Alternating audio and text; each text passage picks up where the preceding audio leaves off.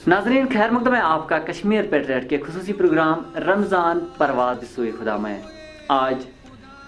हमारे साथ है हज्जतुल इस्लाम वल मुस्लिमीन आगा सैयद यूसुफ अल मुस्वी अल साफ़ी साहब। नाजरीन फैज़ हासिल करते हैं आगा सैयद यूसुफ अल मुस्वी अल साफ़ी साहब के बेहतरीन और उम्दा ख्यालात से। औज़ु बिल्लाहि मिनश शैतानिर रजीम बिस्मिल्लाहिर रहीम अल्हम्दुलिल्लाहि रब्बिल आलमीन वल आक़िबतु लिल मुत्तक़ीन वस्सलातु वस्सलामु अला सय्यिदिना व नबिय्यिना व शफ़ीइ ज़ुनूबिना अबिल क़ासिम मुहम्मद सल्लल्लाहु अलैहि व आलिहि वसल्लम अत्तय्यबीन अत्ताहिरीन अल मासूमीन व लअनतुल्लाहि अला अअदाइहिम अजमईन इल्ला यौमिद्दीन। अम्मा बाद फ़क़द क़ाल अल्लाहु तबारक व तआला फ़ी फ़ुरक़ानिल मजीद व हुवा अस्दक़ुस सादिक़ीन व क़ौलुहुल हक़। बिस्मिल्लाहिर रहमानिर रहीम। या अय्युहल्लज़ीना आमनू कुतिबा अलैकुमुस्सियाम कमा कुतिबा अलल्लज़ीना मिन क़ब्लिकुम लअल्लकुम तत्तक़ून। सदक़ल्लाहुल अलियुल अज़ीम। परवदिगार आलमीनस कुन शुक्र बजाहनान खुदायन दि तौफीक यम पन्निस पानस की नसीहत करन तो तोह बुजुर्गवारन तो अजीज़न हंदिस खदमतस मज मुख्तसरन की कलिमात माह मुबारक रमज़ान यम दोह यमन मज वनकस दाखिल गमत इंशाअल्लाह पन्निस पानस ति करो तरबियत तुहद बापत आसन तज़क्कुरात। यस यह आई सूरह बकरच तिलावत करम 184 आई। परवदिगार आलमीन अत आई करीमस मज मोमिनन खिताब करान या अय्युहल्लज़ीना आमनू ऐ तिमो लुको यमो जन ईमान ओनमुत। गोडनुक शरत ईमान अनन वालन सत खुदा सब यचान कत करें। दोई किस्म कुरानस मज आमत खुदावंद करीम सिंद तरफ इरशादात। अख उमूमी बहस करान परवदिगार आलम आम लुकन सत यचान कत बात करें, मगर यथ आये करीमस मज तखसीस दुतमुत खुदावंद करीम न यम फरमो न बहुस यचान सारे लुकन सत वनकस सारे मखलूकातन सत कत करें कह,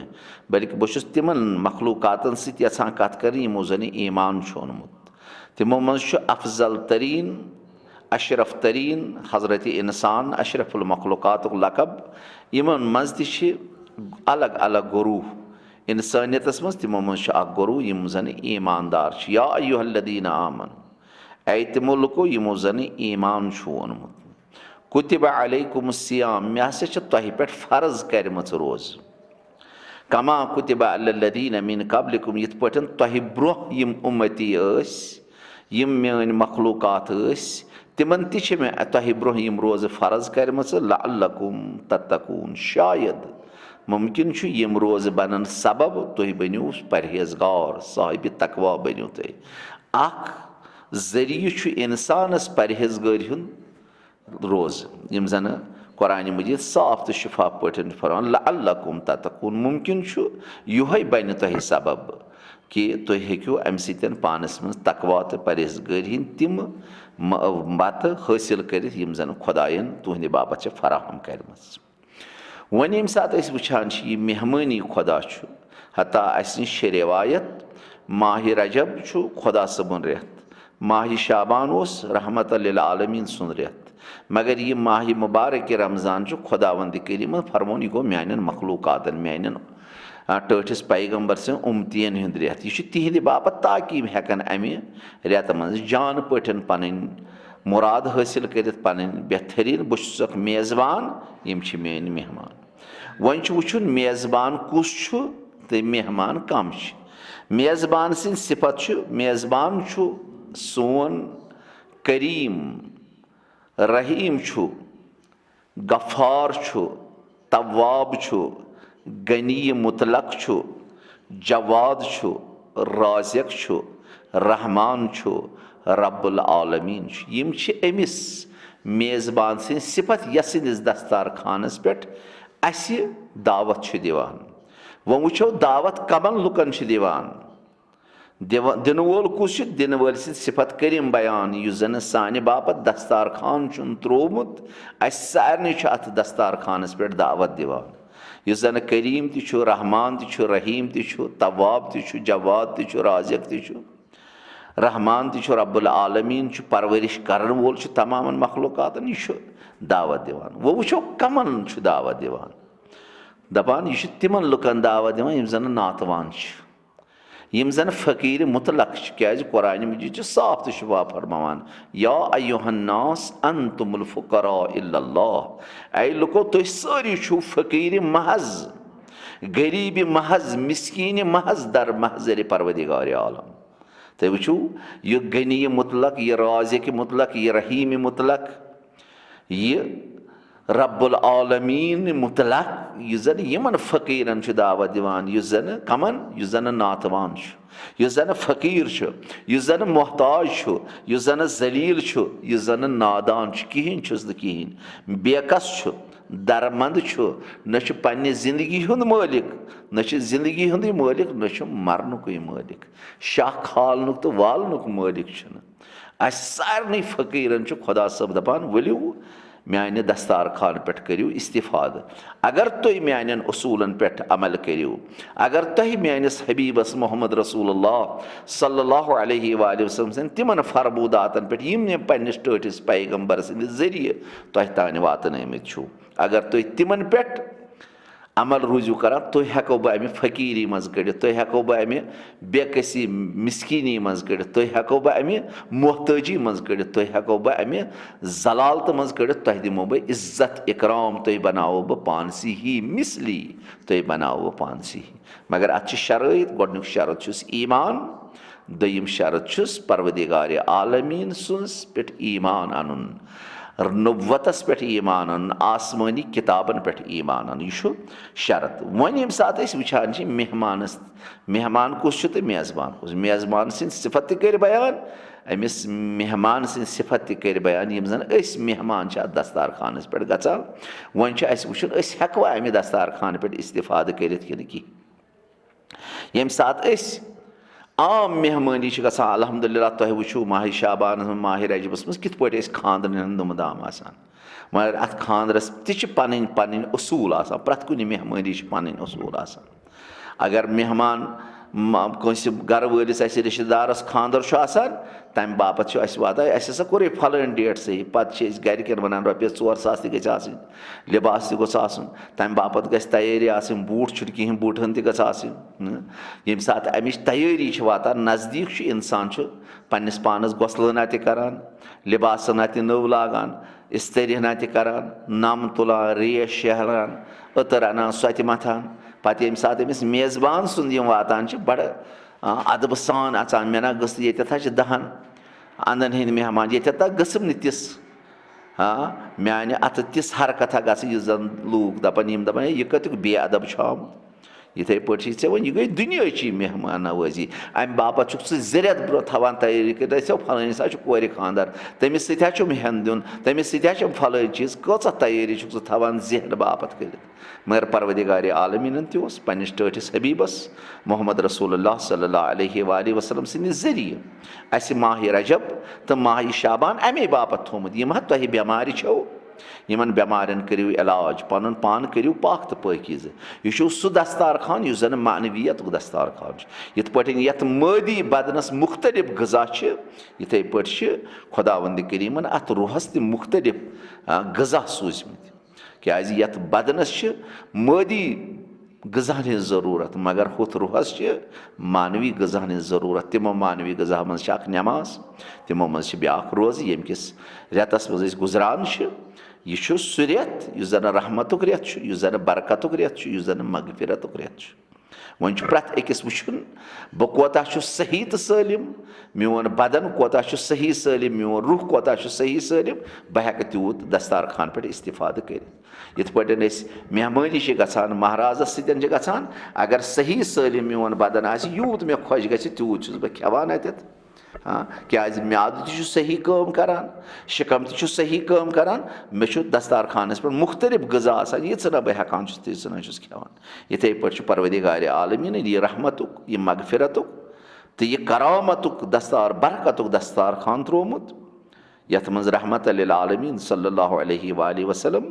ٲخری जुम्ह किस खुतबस मज फरमान तह कुन पकान यानी माह मुबारक रमज़ान तह कुन पकान मगर क्या है बिल बरक व रहम वल मगफिरा हम अत रेतस मज रहमत हम मगफिरत हम बरकत वन प्रत अकिस वुचुन मे कोता दस्तार खान पे कोता हेक बह इस्तिफाद करित आया बरकत रटा रहमत रटा कि मगफिरत यम त्रेशवे चीज यमो त्रेशवेयो चीजों सह खुदावंद करीमन रेत माला माल थोमुत बरकत सतन रहमत सतन मगफिरत वन प्रत अकिस सलाहियत कम कोता पन पान अमे बापत आमाद कोर्मुत मगफिरत रटन बापत रहमत रटन बापत बरकत रटन बापत प्रत अकिस पन्ने पन्ने हजबुल हैसियत खुदावंद करीम हिस्सा अता करान मगर अत शराइत यथ पठन यत मादी बदनस बेमारियों निश गछ पाक आसो अद हेकान यम सारी सीन खेत यथे पठन इंसान बेमार अखलाकी बेमारी गछ न आसुन बोगुज गछ न आसुन कीन गछ न आसुन हराम हरसी निश गछ आसुन तौबह कोर्मुत लुखन माल यतीमस लूट कर नश गसन आसुन पान बचोमुत गैबत यो जन लुकन हिज करान अमि नश गसन आसुन पान बचोमुत रोज़ छन सिर्फ फाका योत दिन कह बल्कि रोज़ हजरत इंसानस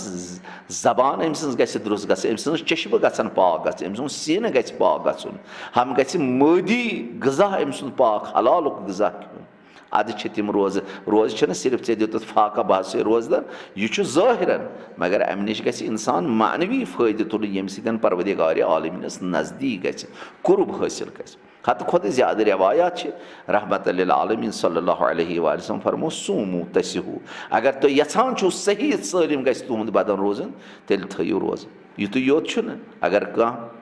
हजरत इंसानस यम जन रोज़ सब्र यानी वस्तईनु बिस्सब्र वस्सलात पे कुरान मजीद इरशाद फरमावान है नमाज हेयू मदद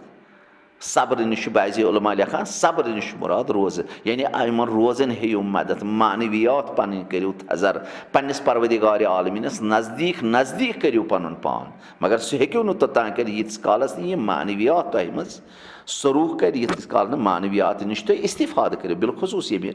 दस्तार खान पे वन वुचुन यम सात आम खानदर करान या आम मेहमानी आसान तम बापत दावत नाम कड़ान या कह दावत सोजान दावतस तन सोजान या अगर ज़्यादा पहमद तेल दावत नाम कड़ान इन आज रोक वन रोक सूज सा दावत नाम सूज सा यह दावत नाम मगर खुदावंद करीमन प्रत अकिस इंसानस दावत नाम सूजमुत मगर कुस आमुत हेत यह वुचन मेहमानी तसन तो दावतस तुस आमुत तो रोक तुथ तुम वो सान या दुनियावी जिंदगी मज अगर कह खरबन मज सह तमे किस्मुक रोकन तह जान अगर वह कह मुतवसित तम सुन तुथ अगर वह कह ज्यादा पहम गरीब तमिस ये 5 रुपयन 7 रुपयन 10 रुपयन हूँ रोक गो रोकस तक फ़र्क इथे पे कुरान मजीद 4 किताब आसमानी खुदावंद करीमन सोजम जब्राईल अलैहिस्सलाम सद ज़रिए पैगंबरन पे यम 4 किताब आई दावत दिन मगर यमो 4 किताबों मज अफजल तरीन किताब कुरान मजीद यह जन चनिस गरस मज खुदावंद करीमन दावत नाम सूजम यमिच आय मे सूरह बकरच तिलावत कर यह दावत नाम खुदावंद कर जन दपा खुदाया मे ना दावतस आमुत यह कुरान दपी परवदिगारा बस गरस मज वले कह तवज्जो मे कुन करान बस बेहतरीन किताब चन बेहतरीन दावत नाम सोजोस मे ऐ सूजतस बह कस अत बेहतरीन इंसानस अत हता बहुत इत पे मिसाल पे समझाने बापत मुदिबान अर्ज करान तह बुजुर्गवार मसलन बुजुर्गन वनकस जवान वनकस है ईरान मसलन मुकाम मोज़म रहबरी बस मादी दुनियावी मिसाल अगर मुकाम मोज़म रहबरी हंद तरफ मसलन कह जन सफारतस मज सफारत कह नफर दप तह मुकाम मोज़म दफ्तर तरफ दावत तुम वो अकिस रेतस रोज चर्चा हो फलानी सा ईरान पे दावत नाम आमुत पत ये सफीर यमिस दावतस तुम वो यह कोता खुश गि असन यह दी नस बस दया ऐ ना पता सफीर मे पान दावतस आमुत हाला वन त्रो सफीर लक्ष्य लेवल पे वन अगर मुकाम मोज़म रहबरी अमिस पान दावतस आय असन पत गि दावतस तमाम उकला कर वाय ऐ पे है मुकाम मोज़म रहबरी आयतुल्लाह सैद अली खामना या हजरत आयतुल्लाह सिस्तानी आई ऐ दावतस च गोक ना दाद है ये चाने बापत शर्म यिस हसी आई ऐ दावतस वन हाला यम मानोक लकटी पहम दपो हत वल सहल वन यी चे बक़ियतुल्लाह इमाम ज़मानदार दपे दस्तारखानस मेनिस दावत पत करक ऋ कबूल वाह थे नुमाइंदे खुदा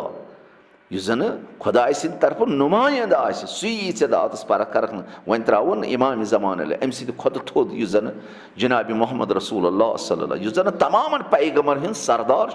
अकिस 1,40,000 पैगम्बर हिंद युहे पैगम्बर दावत नाम कुरान मजीद यमिच आयत तिलावत कर या अय्युहल्लज़ीना आमनू कुतिबा अलैकुमुस्सियाम हाँ ये अमे पत यह दावत कबूल करक वाह ज़ा पन्निस पानस दपान बहुत इंसान कम जबान वनक बहुत उम्मत मोहम्मद रसूलुल्लाह सल्लल्लाहु अलैहि वसल्लम सुन उम्मती पैगम्बर सदिस दावतस करक से इनकार खुदा सज किताब करक इनकार सह किताब यह जन जबरील अन जन अफजल तरीन मलाइक मलाइको मज तम पत टठिस हबीबस दिस यह किताब इन फ़कीर मुतलकन दावतस बह पे तरफ सोजान मेहबान मेज़बान सह गनी मुतलक सह रहीम मुतलक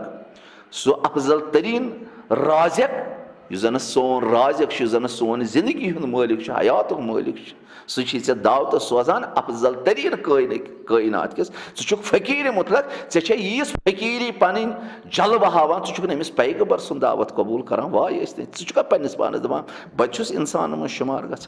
तम पत वुच यह रहमतल लिल आलमीन सल्लल्लाहु अलैहि वसल्लम सूजी चे खुदायन दावतस तम पत युहे टोट हबीब जनाब मोहम्मद रसूलुल्लाह सल्लल्लाहु अलैहि वसल्लम फरमान अगर हस यह मेहमान नवाजी अगर चे मेहमानी कबूल करक वला बह वन खुदा वंद करीम क्या क्या अत अता करान ज़ वुच गनी मुतलक कोता रहीम यह कोता रहमान पन्न मखलूकातन पे पन्निस यथ बिलखुसूस वन बह यथ उम्मतस जनाब मोहम्मद रसूलुल्लाह तमाम पे अल बह वन पन्ने उम्मतिच कत नत कह जरा मखलूकात मज यथ परवदिगार सद रहमत बरकत नाजिल ग हाला बह निम्न हैवानात बह निम सिर्फ अकिस हजरत इंसान जन पन्निस पानस वन अशरफुल मखलूकात अमिस अशरफुल मखलूकात दावत दिन आमुत पन टोट हबीब जनाब मोहम्मद रसूलुल्लाह सल्लल्लाहु पे वन अमे मेहमान नवाजी हिंद सज दपान वल बहवे फरमावान वजुइलतुम फीहि मिन अहल करामत अल्लाह ऐ पता खुदा वंद करीमन क्या चाने बापत दिसमुत दपान अगर यह बह करे इकराम तो एहतराम अल्लाह अकबर ये परवदिगार इकराम एहतराम कर अत वुच ऐ कोता मकाम यह परवदिगार आलमीनस नश बुलंद गसान दपान अगर मेरी दावत कुन कबूल करक अत क्या वन अत दस्तारखानस पे बेहन सतन अनफासकुम फीहि तस्बी अल्लाह अकबर यानी चोन शाह खालन वालन बह तस्बी मज शुमार करान हजरत शेख जाफर शुस्तरी रिजवान ताला अलैह पन्न किताबन मज फरमान बाजी अल्लाह अगर न इश्तिबा कर यह जन मे जहनस मज पोर्मुत आयतुल्ला शेख जाफर शुस्तरी रिजवान ताला फरमान आम इंसान 22,333 शाह खारान दोहस रातस मगर अगर ज़ दस्तारखानस पे खुदा वंद ये मेहमानी यह दावत कबूल करान खुदा सब पैगम्बर सद जरिए फरमान अनफासकुम फीहि तस्बी कम तस्बी शाह खालान तो वालान ऐ न जिक्र पर मगर खुदा वंद करीम अत जिक्र हिंद सवाब अता करान कम जिक्र हिंद पान सुबहानल्लाहि वल्हम्दुलिल्लाहि वला इलाहा इल्लल्लाह वल्लाहु अकबर यह जिक्र पान परवदिगार आलमीन ज़म पर कहीं माह मुबारक वले दावत कोरुत कबूल रोजदर रूदुक पन्ने चश्म थायत पाक पन्ने अखलाक करित पाक पन्न गुनहन कोरुत तोब पत दस्तार खानस पे परवदिगार आलमीन अमिस टठिस हबीब सल्लल्लाहु अलैहि वसल्लम सिंद जरिए फरमान अनफासकुम फी तस्बी युस ते शाह खालान तो वालान अत खुदावंद करीम अमि जिक्र हिंद सवाब लेखान सुबहानल्लाहि वल्हम्दुलिल्लाहि वला इलाहा इल्लल्लाह वल्लाहु अकबर तो करो यह कुस खुदाया यह कुस रहमाना बन पारानी बखारान शाह खालान तो वाला प्रत शाह खालनस तो वालनस अमि तस्बीह सवाब नाम आमालस लेखन युत योत हल वम अम पे शगान इस्तिराहत करान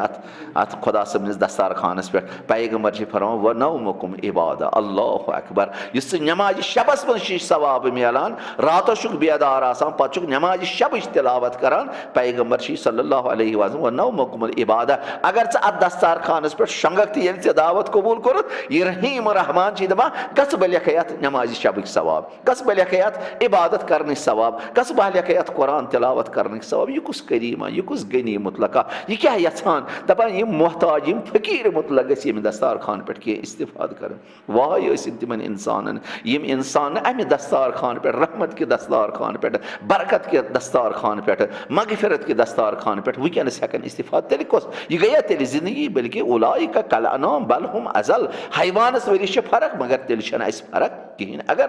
नम माह मुबारक रमजान यम रोजन कबूल करो, यम रोज थो, तेल कत इंसान, तेल कत वन बह पन्निस पानस बह इंसान ये बह यह दावत कबूल कर। इत पे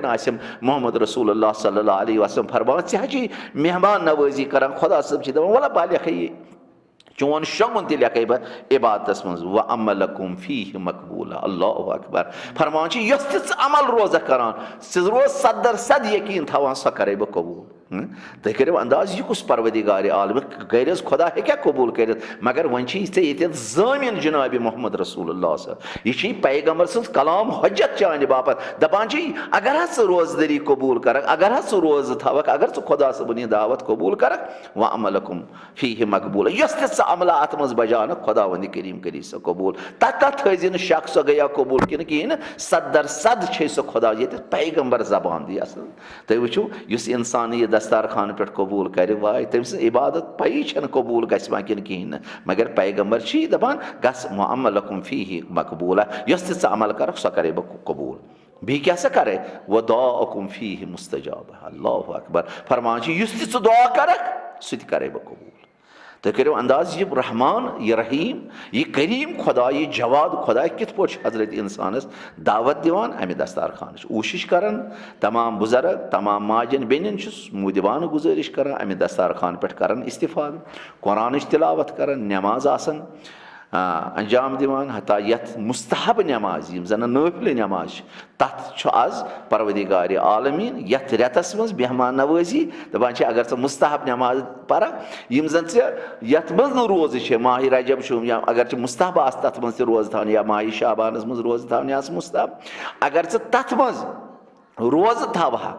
या मसलन मुस्तहब नमाज यम जन परान यमन परवदिगार लेखान बाकी रेतन मज यम जन वाजिब नमाजन सवाब लेखान ति आज मुस्तहब रकस मुस्तहब नमाजन सवाब लेखान। यथ माह यह जन वाजिब नमाज वाजिब नमाजन तकरीबन 7 बराबर दिवा खुदा वंद करीम आज अजर दपान कर रोज इबादत कर बह रोज अजर अता कर क्या यह मे रहमत तो मगफिरत तो करामत रेत थोमुत। वन पानस हजरत इंसान अख्तियार कोता रोजक अमे दस्तार खान पे इस्तिफाद करान। वस्सलामु अलैकुम वरहमतुल्लाहि वबरकातुहू। नाज़रीन बहुत बहुत शुक्रिया हमारी ये ख़ास पेशकश रमज़ान परवाज़ बसूए खुदा देखने के लिए। कल इंशाअल्लाह किसी और आलमी दीन को लेकर आपसे फिर मुलाकात होगी। आपकी आरा का हमें बेसब्री से इंतज़ार रहेगा। तब तक के लिए दीजिए अपने मेज़बान ताहिर चल्की को कश्मीर पैट्रियाट के पूरी टीम के साथ इजाज़त। अल्लाह हाफ़िज़।